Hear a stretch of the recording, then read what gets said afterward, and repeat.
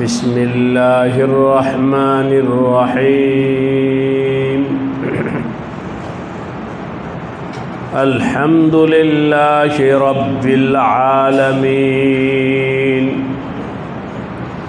वल आक़िबतु लिल मुत्तक़ीन वस्सलातु वस्सलामु अला सय्यिदिल अंबियाइ वल मुरसलीन व अला आलिहि व अस्हाबिहि अजमाइन। अम्मा बादु फ़अऊज़ु बिल्लाहि मिनश शैतानिर रजीम। बिस्मिल्लाहिर रहमानिर रहीम। या अय्युहल्लज़ीना आमनू ला तुल्हिकुम अम्वालुकुम वला औलादुकुम अन ज़िक्रिल्लाह वमन यफ़अल ज़ालिका फ़उलाइका हुमुल ख़ासिरून। आमन्तु बिल्लाहि सदक़ल्लाहु मौलानल अज़ीम। मयमनसिंह फुलपुर আমুয়াকান্দা বাজার জামে মসজিদ কর্তৃক আয়োজিত আজকের এই মহতি ইসলাহি মাহফিলে উপস্থিত হযরত উলামায়ে কেরাম, মুরব্বিয়ানে কেরাম, দীনী ভাইরা, আল্লাহ রাব্বুল আলামিনের দরবারে অসংখ্য শুকরিয়া যে আল্লাহ রাব্বুল আলামিন মেহেরবানি করে দয়া করে আমাদেরকে আজকের এই ইসলাহি মজলিসে হাজির হওয়ার তৌফিক দান করেছেন। সকলের শুকরিয়া আদায় করে বলি আলহামদুলিল্লাহ।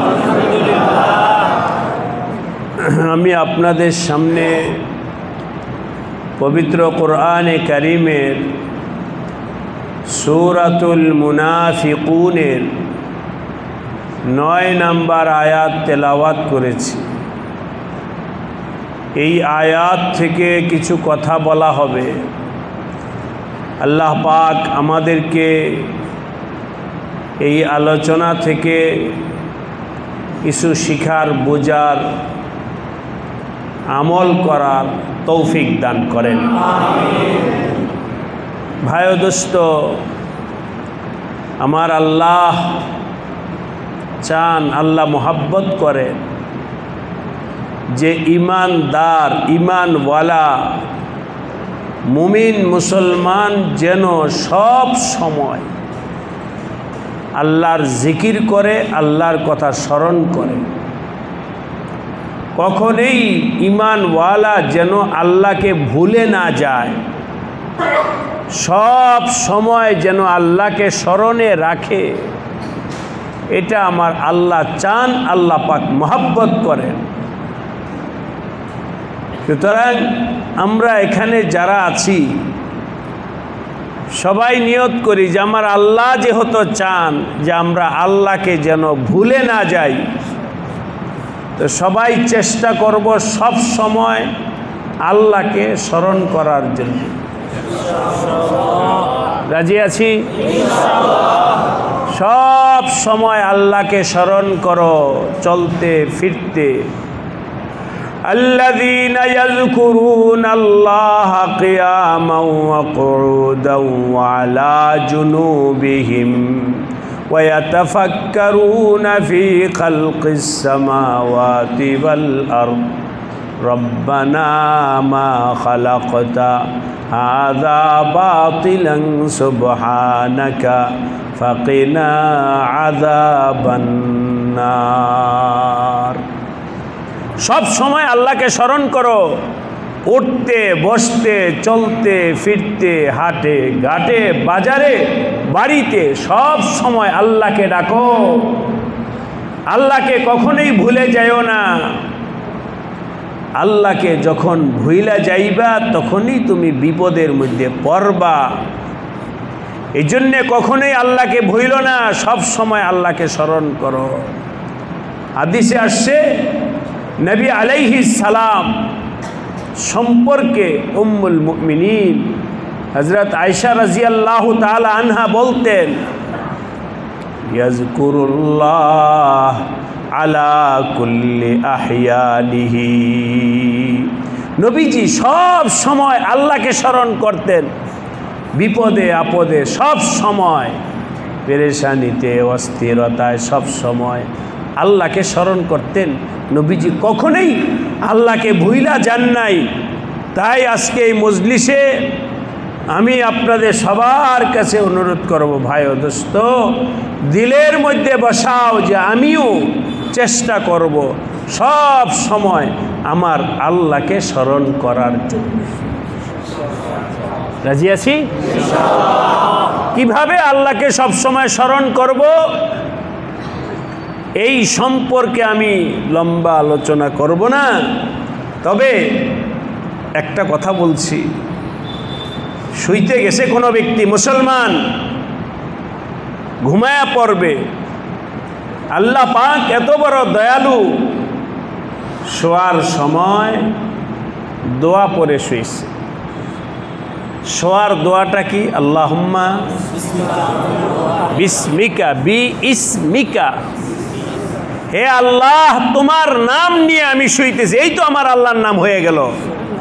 আল্লাহুম্মা বিসমিকা, হে আল্লাহ তোমার নাম নিয়ে আমি আমুতু ওয়া আহিয়া।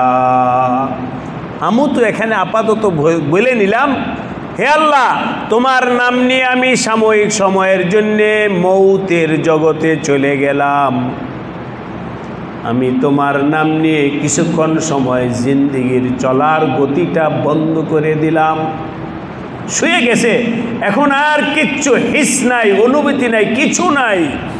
হে আল্লাহ তোমার নামে আমি মৌতের জগতে চলে গেলাম।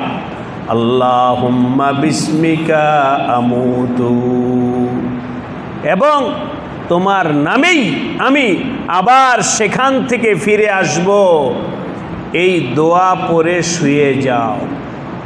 কোনো ব্যক্তি এই দোয়া পড়ে ঘুমিয়ে পড়ছে, আবার যখন ঘুম থেকে উঠছে তখন আবার আমার আল্লাহর কথা, আল্লাহর নামেই উঠছে। বলেন না সুবহানাল্লাহ। আবার আল্লাহ পাকের নাম নিয়ে বলতেছে, আলহামদুলিল্লাহিল্লাযী আহইয়ানা বা'দামা আমাতানা ওয়া ইলাইহিন নুশুর। সকল প্রশংসা আমার ওই আল্লাহর, যিনি আমাকে মৌতের জগৎ থেকে আবার ফেরত পাঠাইছে। আলহামদুলিল্লাহিল্লাযী আহইয়ানা বা'দামা আমাতানা। একদিন দুই দিন, আজকে মৌতের জগতে গেলা, আবার ফিরে আসলা, আবার গেলা, আবার ফিরে আসলা। আসা যাওয়ার মাধ্যমে চলতে চলতে চলতে চলতে একটা সময় এমন আসবে আর ফিরবে না, একেবারে স্থায়ীভাবে চইলা যাইবা। ওয়া ইলাইহিন নুশুর, আমার আল্লাহর দরবারেই তুমি একবারে চইলা যাইবা। কোনো ব্যক্তি যদি শোয়ার সময় এই দোয়াটা পইরা শোয়, আবার ওঠার পরে যদি দোয়া পড়লো, মাঝখানে যেই সময়টা গেল 2 ঘন্টা 3 ঘন্টা 4 ঘন্টা ঘুমের, আল্লাহ পাক এই 4 ঘন্টাকে জিকিরের মধ্যে গণ্য করে নেবেন। এই যে দেখো বান্দা জিকির করলা 1 মিনিট, দোয়াটা পড়তে হয়তো 1 মিনিট লাগলো, বান্দা জিকির করছে 1 মিনিট, আর ওইখানে 1 মিনিট, 2 মিনিট, শোয়ার সময় 1 মিনিট, ওঠার পরে 1 মিনিট, জিকির করছে 2 মিনিট, সওয়াব হলো 5 ঘন্টা। সওয়াবটা দিলেন কে? কেন আল্লাহ পাক এই সওয়াব দিলেন বুঝা নাও। মোহাব্বতের সাথে বলি লা ইলাহা ইল্লাল্লাহ, লা ইলাহা ইল্লাল্লাহ, লা ইলাহা ইল্লাল্লাহ, লা ইলাহা ইল্লাল্লাহ, লা ইলাহা ইল্লাল্লাহ, লা ইলাহা ইল্লাল্লাহ, মুহাম্মাদুর রাসূলুল্লাহ সাল্লাল্লাহু আলাইহি ওয়াসাল্লাম। আপনারা আমার কথা বুঝতেছেন? তাহলে প্রশ্ন করতেছেন, আল্লাহ পাক আমার আপনার থেকে কি চান? বলেন জিকির। কি চান? সহজে বললাম, আল্লাহ চান আমার বান্দা সব সময় আমার কথা স্মরণ রাখুক, সব সময় জিকির করুক। এটা কে চান? কথার কথা বুঝানোর জন্য বলছি। আপনার এক বাচ্চা, এক ছেলে, ওর 2 হাতের কোনো হাতেই নাই। আপনি ওই ছেলেকে বলেন, হ্যাঁ 1 গ্লাস পানি দাও তো, কিভাবে পানি দিবে? হাত নাই তো, পানি দিবে কিভাবে? যেই ছেলেটার হাত নাই ওই ছেলেকে কোনো বাবা পানি দিতে বলবে না, কারণ পানি দেওয়ার জন্য তো হাতের দরকার, ওর তো হাত নাই। আমার আল্লাহ বলতেছেন বান্দা তুমি জিকির করো, ঘুমায় পড়লে তো জিকির করার ওর শক্তি নাই, পানি দেওয়ার মতো ওর হাত নাই, ঘুমায় গেছে, ওই সময় তো কিছুই বলতে পারে না, কিছুই করতে পারে না, ও তো মৌতের জগতে চইলা গেছে, এখন আর কোনো শক্তি নাই, শক্তি নাই, এখন তো আর শক্তি নাই। ওই বান্দাকে আমার আল্লাহ কিভাবে জিকির করতে বলবেন? আল্লাহ পাক বলতেছেন বান্দা যখন তোমার শক্তি আছে তখন করো, যখন শক্তি নাই ওই সময়ের জিম্মাদার আমি আল্লাহ হয়ে গেলাম। শোয়ার আগে শক্তি আছে কি নাই? শোয়ার আগে শক্তি আছে, ওই সময় একটু আমাকে স্মরণ করো, ওই সময় আমার কাছে বলো, আমার কাছে বলো। আবার যখন ঘুম থেকে উঠলা, আবার তোমার শক্তি ফিরে আসছে, আবার তুমি বলো, তুমি তোমার শক্তি অনুযায়ী করো, যেটা তোমার শক্তির বাইরে ওইটার গ্যাপ আমি আল্লাহ পূরণ কইরা দিব। সুতরাং আমার ভাইরা, আলহামদুলিল্লাহ আপনারা সবাই জ্ঞানী মানুষ, শিক্ষিত মানুষ। বাজার যখন আমার শক্তি নাই ওই সময় আমার আল্লাহ গ্যাপ পূরণ করবেন কখন? বলেন, যখন আমার শক্তি আছে ওই সময় যদি আমি কাজ করি, তাহলে শক্তি যখন থাকবে না তখন গ্যাপ পূরণ করবেন। যখন শক্তি আছে ওই সময় না করলে গ্যাপ পূরণ হবে না, গ্যাপ পূরণ হবে না। একজন শুয়া পড়ছে, আল্লাহর নাম নাই, বাস ঘুমাইছে, শুয়া পড়ছে। আল্লাহ আমাদের সবাইকে হেফাজত করে, বলেন আমিন। আল্লাহর নাম নাই, শুয়া পড়ছে, গাফেল কাফের মুশরিকের মতো শুয়া পড়ছে। আবার শোয়া থেকে বসছে, ওই সময় আল্লাহর কথা স্মরণ নাই। আপনাদেরকে জিজ্ঞাসা করি, মাঝখানের সময়টা সওয়াব হবে? জিকিরের সওয়াব হবে না। কেন জিকিরের সওয়াব হবে না? কারণ তুমি তো যখন শক্তি ছিল ওই সময় করো নাই। অতএব বলবে যে আল্লাহ আপনি ঘুমায় পড়ছে, আমি কেমনে জিকির করব? আল্লাহ বলবে যখন ঘুমাও নাই তখন কেন করো নাই? যখন ঘুমাও নাই ওই সময় যেহেতু করো নাই, এই জন্যে ঘুমায়া পড়ছো, ওই সময় সোয়াব পাইবা না। জীবনের লম্বা একটা সময় ভাই ও দোস্ত, হয়তো আমরা কখনো খেয়াল করি নাই দোয়ার ব্যাপারে।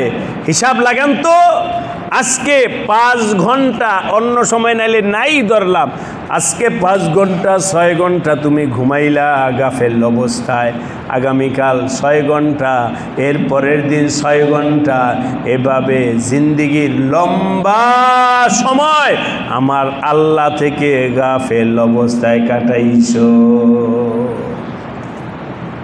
যাই হোক, এখানে যারা আছেন সবাই এই কথাটা নিয়ে ভাববেন, নিয়ত করবেন, চেষ্টা করবেন, আমি সব সময় আমার আল্লাহকে ডাকবো ইনশাআল্লাহ।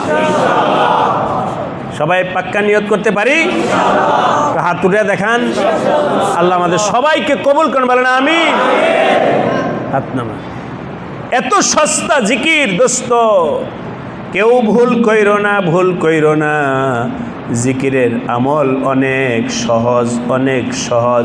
আল্লাযীনা ইয়াযকুরুনাল্লাহ কিয়ামান, দাঁড়ানো অবস্থায় জিকির করতে পারো, কুউদান, বসা অবস্থায় জিকির করতে পারো, ওয়া আলা জুনুবিহিম, শুয়া জিকির করতে পারো, দোকানে বৈশা জিকির করতে পারো, রিকশায় বৈশা জিকির করতে পারো, অফিসে জিকির করতে পারো, রাস্তায় চলতি অবস্থায় জিকির করতে পারো, সব সময় জিকির করতে পারো। জিকিরের জন্যে জায়গা, সময়, অবস্থা কোনোটাই বাধ্যবাধকতা নাই। যেভাবে তুমি আসো ওইভাবেই তুমি জিকির করো। জিকির করতে করতে দিলের মধ্যে এমন হালাত পয়দা করো, যেদার দেখতা হো এদার তু হি তু হ্যায়, শজর মে হজর মে তেরে রঙ্গ বু, যেদার দেখতা হো এদার তু হি তু হ্যায়। যেখানে তাকায় সেখানে আমার মাওলাকে দেখা যায়, খেতে তাকাও আল্লাহকে দেখা যায়, আসমানে তাকাও আল্লাহকে দেখা যায়, পাহাড়ে তাকাও, নদীর দিকে তাকাও, সব দিকে কে আছেন? আল্লাহ আছেন। এবার আপনারা বলেন তো, জিকির দামি কি না? অনেক দামি। জিকিরের আমল অনেক দামি আমল, জিকিরের আমল অনেক দামি আমল। আমার আল্লাহ এই আয়াতের মধ্যে ঈমানওয়ালাকে সতর্ক করতেছেন, ঈমানওয়ালা তোমার ঘরে স্বর্ণের অলংকার আছে, স্বর্ণের হার আছে, এই হারটা, এই অলংকারটা আলমারির ভেতরে রাখে, তালা দিয়া রাখে। এর ভেতরে আবার আরেকটা বক্স আছে, ছোট্ট আরেকটা সিন্দুক, ওইটার ভিতরে ভরে। এরপরে আবার একটা কৌটার ভিতরে ভইরা দামি জিনিসটা কৌটার ভিতরে ভরে, সিন্দুকে ভরে, আলমারিতে ভরে, তালা লাগায়। একটার জায়গায় 2টা 3টা, কারণ দামি জিনিস চোরে নিয়ে গেলে ক্ষতি হবে। হে আমার ভাইরা, আপনাদেরকে বলি, জিকির কি জিনিস? দামি জিনিস। বলেন জিকির কি? দামি জিনিস। আমার আল্লাহ সতর্ক করে বলতেছেন, এই জিকিরকে তালা লাগাও, জিকির যেন শয়তান নষ্ট করতে না পারে। ইয়া আইয়ুহাল্লাযীনা আমানু লা তুলহিকুম আমওয়ালুকুম ওয়ালা আওলাদুকুম আন যিকিরিল্লাহ। হে ঈমানওয়ালা, তোমার এই জিকিরের আমলটাকে চুরি করতে পারে 2টা জিনিস। আল্লাহ সতর্ক করতেছেন, 2 ভাবে তোমার এই আমল চুরি হয়ে যাইতে পারে, 2 ভাবে তোমার এই মূল্যবান সম্পদটা তোমার থেকে চুরি হইতে পারে। এই 2টা জায়গাকে তুমি সতর্ক থাকো। এই জন্যে আমার আল্লাহ এখানে সতর্কবাণী বইলা দিছেন, ইয়া আইয়ুহাল্লাযীনা আমানু লা তুলহিকুম। হে ঈমানওয়ালা, শোনো, আর একটু আগে বাইরে বলে দিই, পরে আয়াতের ভিতরে আবার বলবো, অর্থটা আবার বলবো। এই মূল্যবান সম্পদ কোনটা? মূল্যবান সম্পদ জিকির। এই মূল্যবান সম্পদ চুরি হয়ে যাইতে পারে, এই মূল্যবান সম্পদ চুরি হয়ে যাইতে পারে, এই মূল্যবান সম্পদ চুরি হয়ে যাইতে পারে। আপনাদেরকে জিজ্ঞাসা করি দোস্ত, আপনার ঘর থেকে যদি স্বর্ণের চেইন, স্বর্ণের হারছোড়া, স্বর্ণের অলংকার চুরি হয়ে যায়, তাহলে কি আপনি মইরা যাবেন? কষ্ট হবে যে সম্পদটা নিয়ে গেল। কিন্তু আপনি ব্যক্তিগতভাবে মারা যাইবেন না, ধ্বংস হইবেন না। আমার আল্লাহ বলতেছেন জিকিরের আমলটা এত দামি আমল, এই আমল যদি চুরি হয় তাহলে তোমার জীবনেই ধ্বংস হইয়া গেল। এই জন্যে লা তুলহিকুম আমওয়ালুকুম ওয়ালা আওলাদুকুম, যেই দুইটা জিনিস তোমার এই আমলকে ধ্বংস করতে পারে সেই দুইটা হলো আমওয়ালুকুম, সম্পদ। সম্পদ কি? টাকা পয়সা, সম্পদ।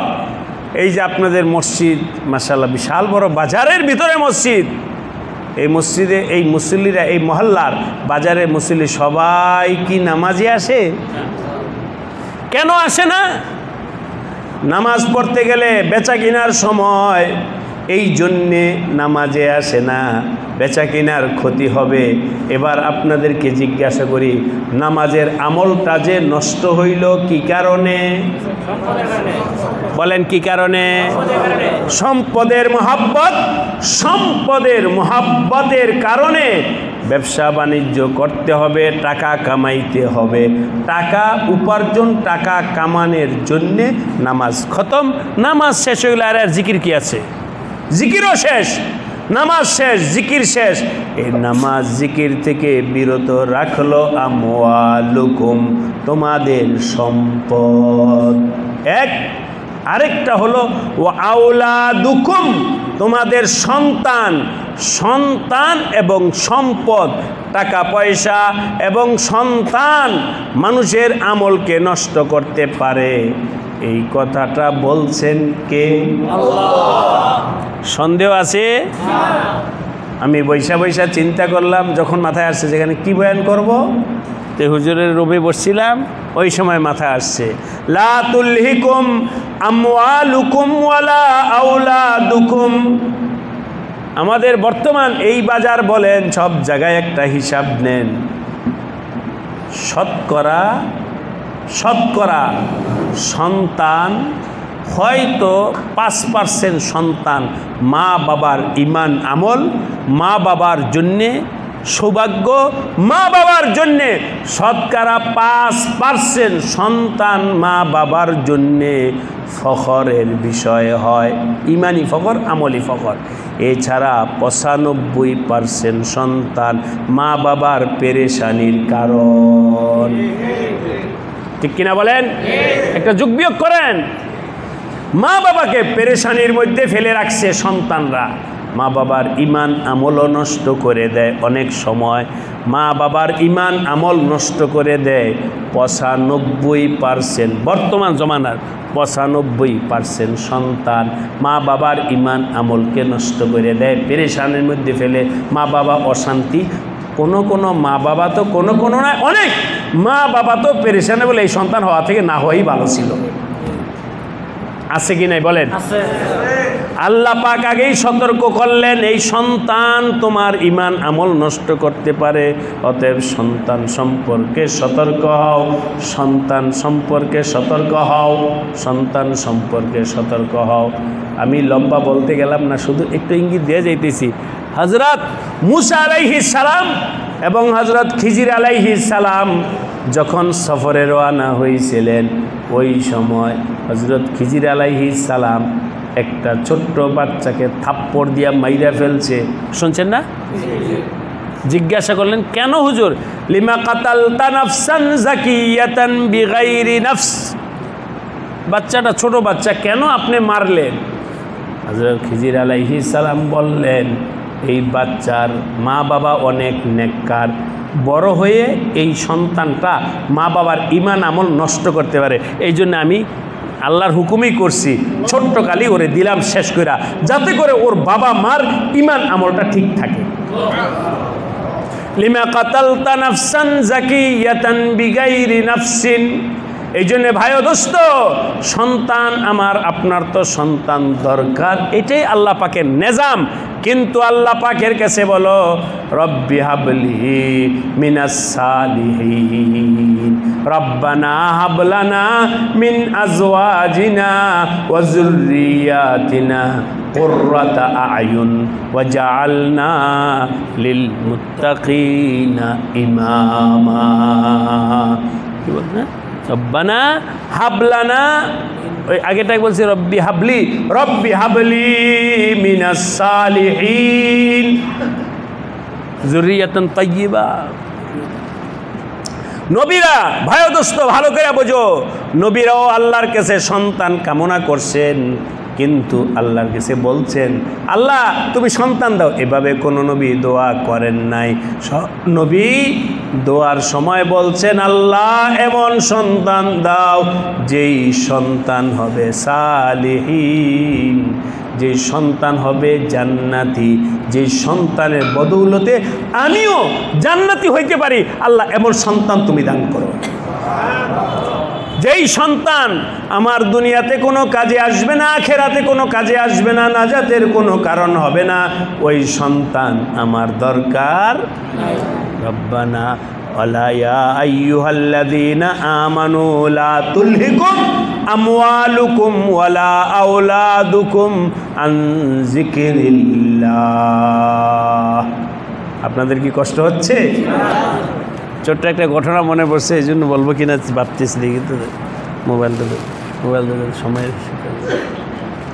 আমার শায়েখ হজরত আসাদ মাদানী রহমতুল্লাহ আলাই, ওনার একটা ঘটনা মনে হয়েছে, আপনারা যদি খেয়াল করে শোনেন তাহলে বলি। আর ছোট্ট বাচ্চা, ছোট বাচ্চা কেবল হাঁটাহাঁটি শিখছে আমাদের হজরত আসাদ মাদানী রহমতুল্লাহ আলাই।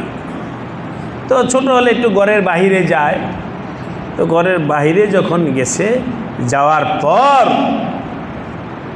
ওই ছোটো বাচ্চা তো বাচপানি হালাত, তো ওই সময় রাস্তায় যেটা ভাই ওইটি হাতে ধরে।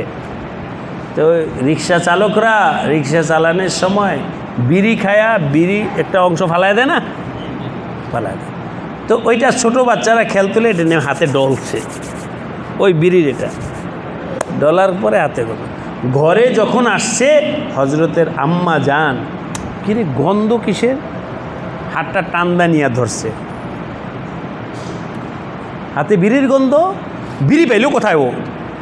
ওনার মার তো মাথায় রক্ত উঠে গেছে, ওর হাতে বিড়ির গন্ধ কেন? ছোট্ট বাচ্চা যে নাকি দোস্ত কোনো বুঝ এখনো হয় নাই, মা পেরেশান, এই বাচ্চার হাতে বিড়ির গন্ধ কিভাবে আসলো?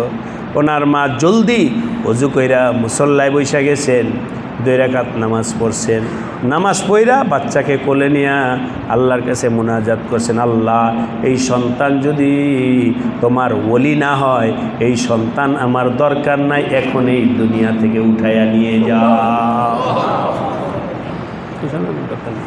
এই সন্তান আমার দরকার নাই।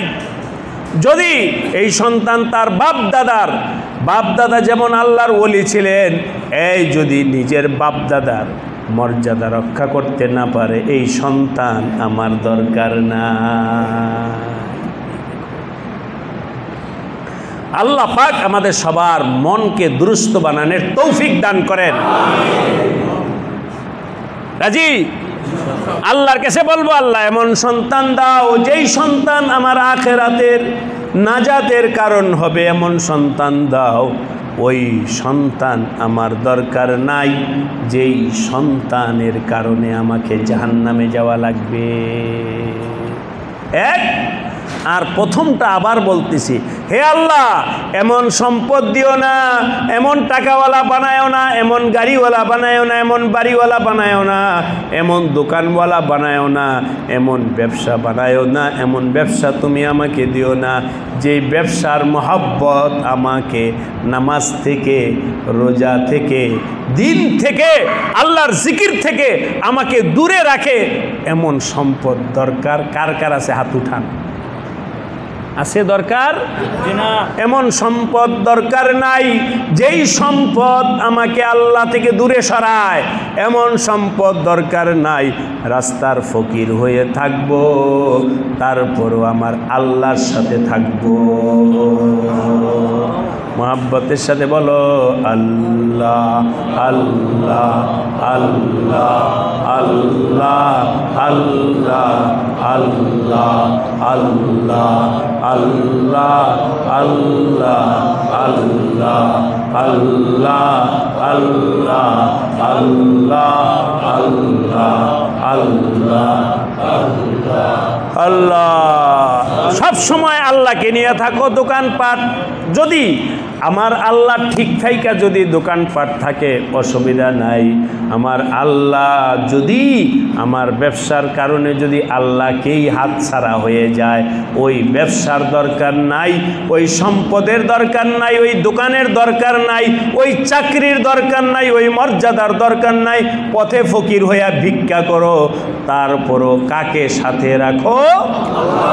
আল্লাহকে সাথে রাখো। দোস্ত, এই দুনিয়ার টাকা পয়সা আওলাদ ফরজন আজ আছে কাল নাই, এটার মোহাব্বত দিলের মধ্যে বসায়ও না, আল্লাহকে বসাও। নবীজির কাছে আসছে এক সাহাবী, ইয়া রাসূলুল্লাহ, খুব গরিব, কিচ্ছু নাই বাড়িতে, আপনি একটু দোয়া কইরা দেন আমার যেন সম্পদ আল্লাহ দিয়ে দেন, দোয়া করেন। নবীজি বলছেন তোমার সম্পদের দরকার নাই মিয়া, তুমি এখন যে ব্যবসা ওইটাই ভালো। কারণ নবী যত ছিলেন তবিবে হাজেক, বিজ্ঞ ডাক্তার। নবীজি বলছেন তোমার সম্পদের দরকার নাই, তুমি যেভাবে আসো এটাই তোমার জন্যে ভালো। নবীজি বলছেন, মানতে রাজি? বলেন না মানতে রাজি? নবী বলছেন, এখানে তো আর কোনো চিন্তার দরকার আছে নাই। বাস আমার নবী বলেছে যাও তুমি ফকির থাকো, ফকিরই আলহামদুলিল্লাহ।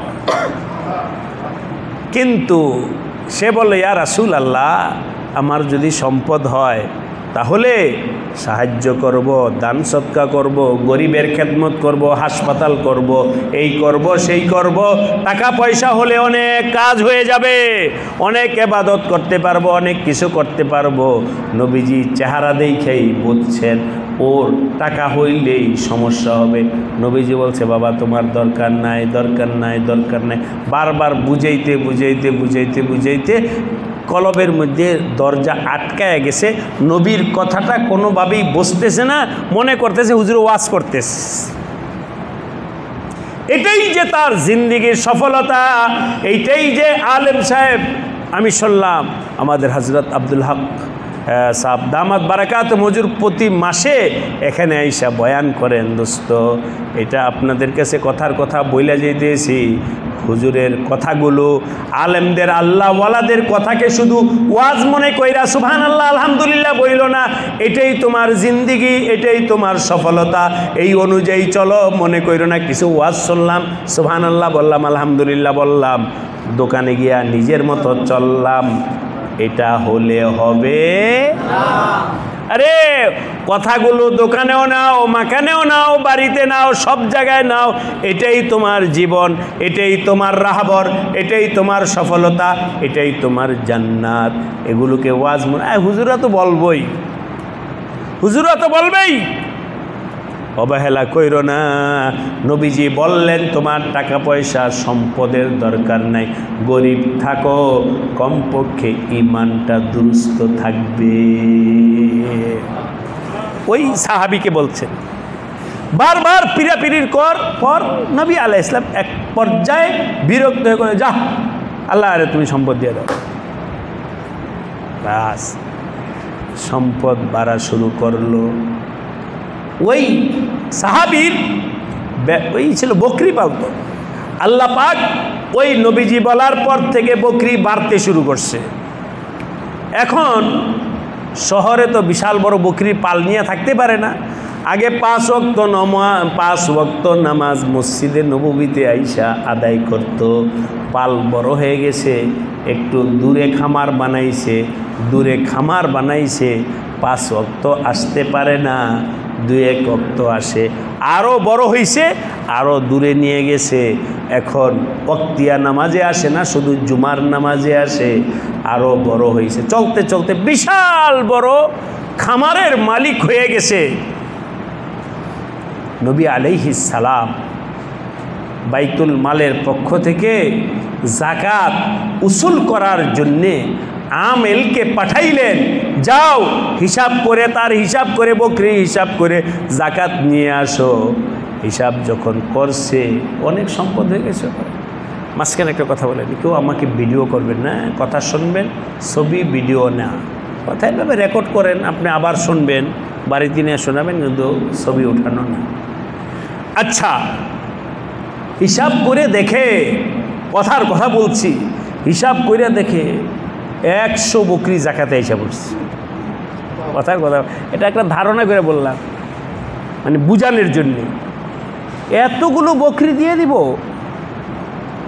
লা তুলহিকুম আমওয়ালুকুম,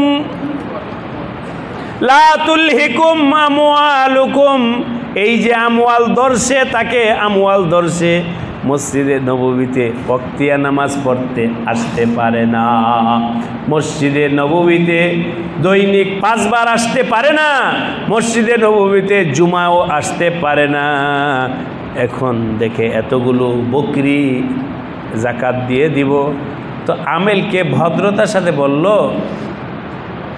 যে তুমি যাও, আমি নিজেই নিয়ে হাজির হব। নবীজির কাছে আমেল এসে বলছে, ইয়া রাসূলুল্লাহ, এই সাহাবী বলছে যে উনি আমার কাছে দেন নাই। আচ্ছা, আপনাদেরকে জিজ্ঞাসা করতে, আরে পাঠাইছিল কে? নবীজি। নবীজি পাঠাইছে, তাকে ভদ্রতার সাথে বইলা দিয়েছে তুমি যাও, আমি আসবো না। নবীজি তো বুঝে ফেলছেন, আসলে তো সে আসা না আসার বিষয় না, আসলে হলো সম্পদের মহব্বত কলবের ভিতরে ঢুইকা গেছে। এতগুলো বকরি কিভাবে দান করি, সম্পদের মহব্বত ধরে ফেলছে। নবীজি বুঝে ফেলছে, কিচ্ছু বলেন না। ইতিমধ্যে আস্তে আস্তে আজকাল আস্তে আস্তে দোস্ত নবীজি দুনিয়া থেকে বিদায় নিয়ে চলে গেছে। ওর কাছে যখন খবর পড়ছে নবীজি বিদায় নিয়ে চলে গেছেন, ফাওরান তাড়াতাড়ি কিছু বকরি নিয়ে খলিফাতুল মুসলিমিন হযরত আবু বকর রাদিয়াল্লাহু তাআলা আনহুর খেলাফতের জমানায় উপস্থিত, হে খলিফাতুল মুসলিমিন হযরত আবু বকর, আমার এই বকরিগুলো আপনি রাখেন যাকাতে। হযরত আবু বকর বললেন, যেই ব্যক্তি নবীজির প্রেরিত আমেলের কাছে যাকাত দেয় নাই, ফেরায়া দিছে, ওই ব্যক্তির যাকাত বাইতুল মালের পক্ষ থেকে গ্রহণ করার দুঃসাহস আবু বকরের নাই। তোমার এই সম্পদ নেওয়া হবে না, এই বাইতুল মালে তোমার সম্পদ ঢুকবে না, কারণ নবীজির আমেলকে তুমি ফিরাইয়া দিছো। চলে গেছে ফেরত। আবার 2 বছর পর আসছে, তখন হযরত আমিরুল মুমিনিন হযরত ওমর ইবনুল খাত্তাব রাদিয়াল্লাহু তাআলা আনহুর খেলাফতের জমানা চলছে। আয়েশা বলে, হযরত নেন, আমার এই বকরিগুলো নেন যাকাতের। আমিরুল মুমিনিন হযরত ওমর বললেন, যেই ব্যক্তির যাকাত নবীজির হাতে পৌঁছানোর সৌভাগ্য হয় নাই, যেই ব্যক্তির যাকাত প্রথম খলিফা হযরত আবু বকর কবুল করেন নাই, ওই ব্যক্তির যাকাত আমি ওমরের মতো ব্যক্তির দুঃসাহস না, নিতে পারে না। পরবর্তীতে হযরত ওসমানের খেলাফতের জমানায় সে মোরতাদ হয়ে দুনিয়া থেকে বিদায় নিছে।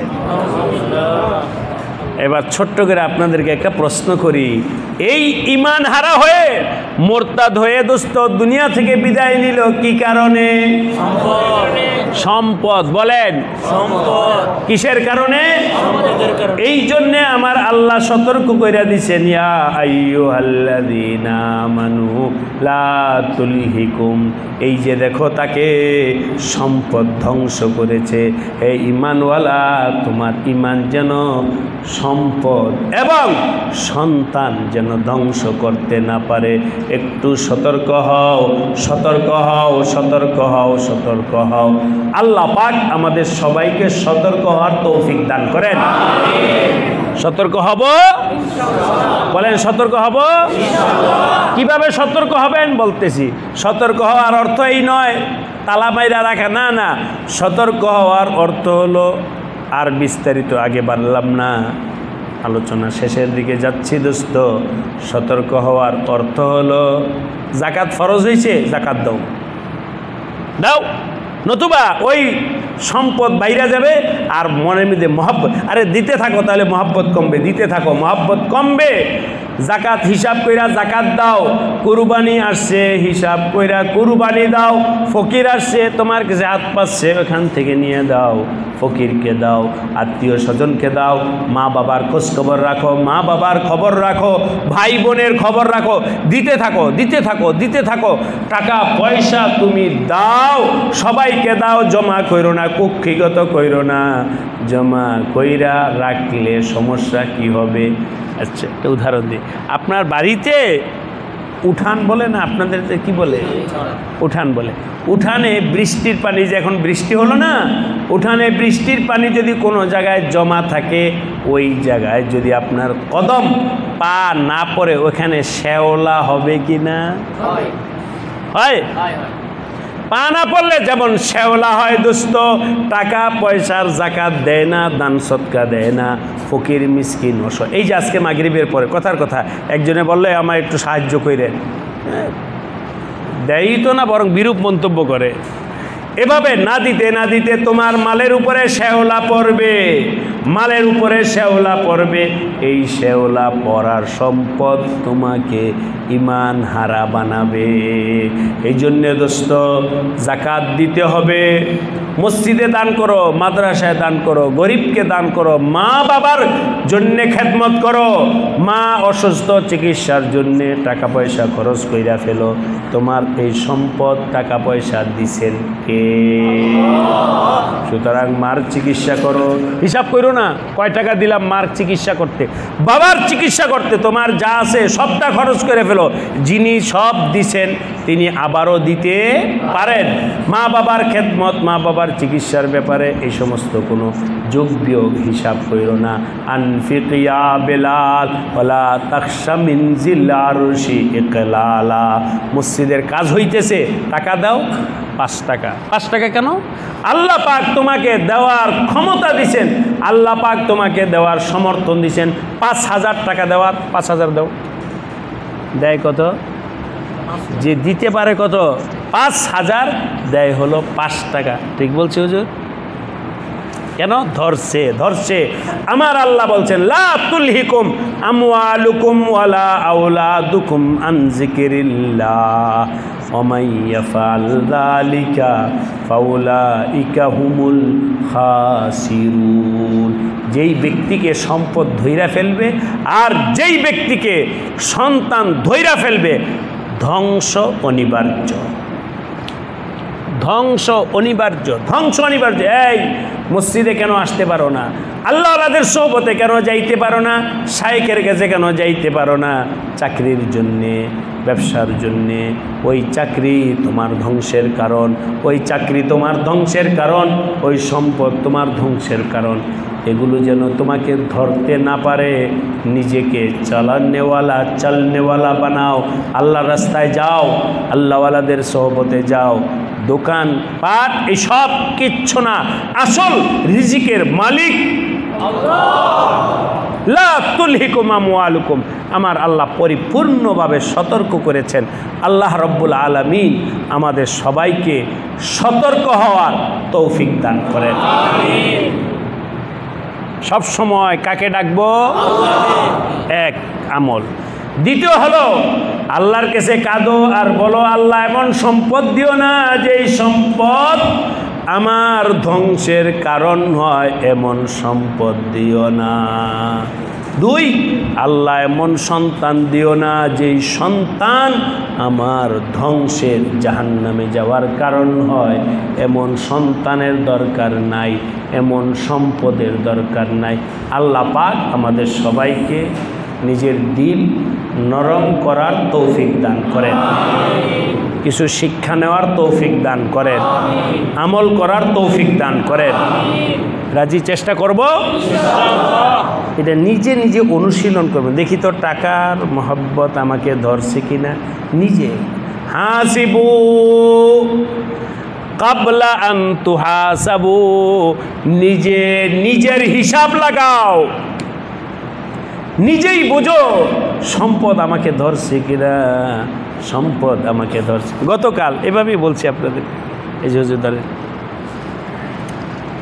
গতকাল এক ভাই আমাকে বলছে, হুজুর আমি আপনার কাছে একটা কথা বলি। বলতে হয়, নিজের হালাত, নিজের দোষ, নিজের সমস্যা বলো, আলেমদের কাছে বলো, আল্লাহ ওয়ালাদের কাছে বলো, নিজের রোগের কথা বলো, চিকিৎসার জন্যে বলতে থাকো। কালকে এক ভাই বলতেছেন, আমাদের মুন্সিগঞ্জ মাদানী কমপ্লেক্স আছে, ওখানে কেমনি কথায় কথায় বললাম, প্রতি মাসের শেষ বৃহস্পতিবারে সব গুজরে। গতকাল এই মাসের শেষ বৃহস্পতিবার ছিল, আজকে কয় তারিখ? 31 তারিখ। তাহলে মাস শেষ হয় না, আগামীকাল শেষ হবে। যাই হোক, তো সেখানে এক ভাই বলতেছিলেন, হুজুর আমার একটা রোগের কথা বলি। বলো। রোগটা হলো, কেউ আমার কাছে কিছু চাইলে কেন জানি দেওয়ার প্রতি আমার আগ্রহ পয়দা হয় না। পকেটে টাকা আছে, একটা গরিব টাকা চাই যে হাত পাচ্ছে, ইচ্ছা করলে আমি 5 টাকা তাকে দিতে পারি, কিন্তু আমার দিল থেকে এটা আসে না, আগ্রহটা আসে না। পকেটে টাকা আছে, এটা কি বলেন? আমি কি, এটা তো তোমার রোগ, কলবের রোগ, এটার ইসলাহ করতে হবে। বলে ইসলাহ হুজুর কীভাবে করব? তা আমি বললাম, যদি তোমার কোনো গরিব হাত পাচ্ছে, তোমার 5 টাকা দিলে দিতে পারো, কিন্তু মনছে না দিব না, তাহলে 10 টাকা জোর করে দিবা। 5 টাকা যদি দিতে মনে না চায় তাহলে কি করবা?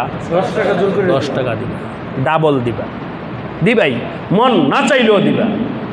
1 দিন, 2 দিন, 3 দিন, 4 দিন, 5 দিন মনের বিরুদ্ধে করো, আল্লাহ পাক তোমার ওই পর্দাটা সরায় দিবেন, মানে রোগের পর্দাটা সরায় দিবেন। বুখল, কৃপণতার পর্দাকে আল্লাহ সরায় দিবেন। এরপরে দেখবা দিতে মন চাবে, দিতে মন চাবে, দিতে মন চাবে। কেমন দিতে মন চাবে? যাই হোক, এখন আর বললাম না। ওই সামনে কি বাজার জানি, কোথায়?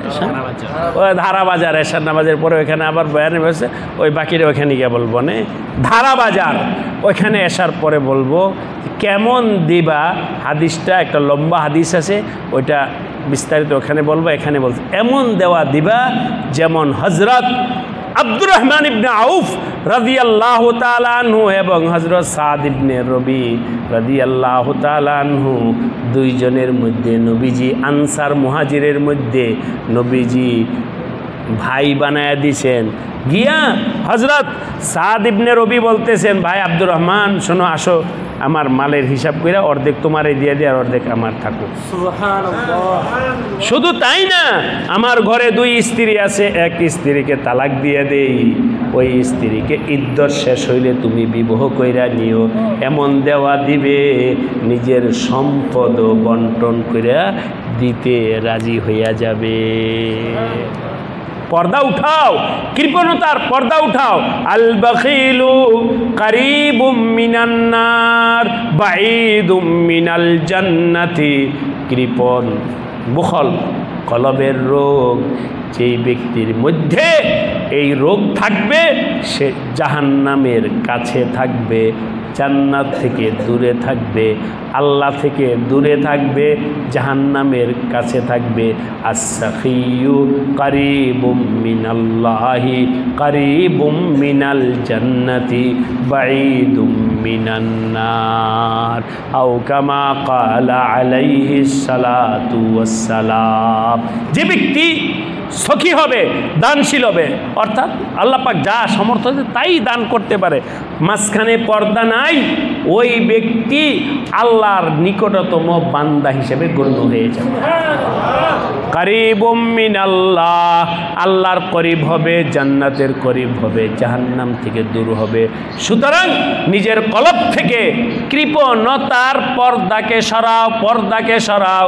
ওই ভাই বলল, তার জন্যে বললাম পায়দস্ত সম্পদের মহব্বত ছাড়ো। আল্লাহ পাক আমাদের সবাইকে কবুল করেন, বলেন আমিন। ইনশাআল্লাহ এশার নামাজের পরে এখানে হুজুর আসবেন, হুজুর বয়ান করবেন, হুজুর আখিরি মুনাজাত করবেন, এরপরে ইসলাহি এই মজলিস শেষ হবে। আপনারা সবাই ইনশাআল্লাহ নামাজের পরে হুজুর মূল বয়ান করবেন, ইসলাহি বয়ান করে আমাদের হযরত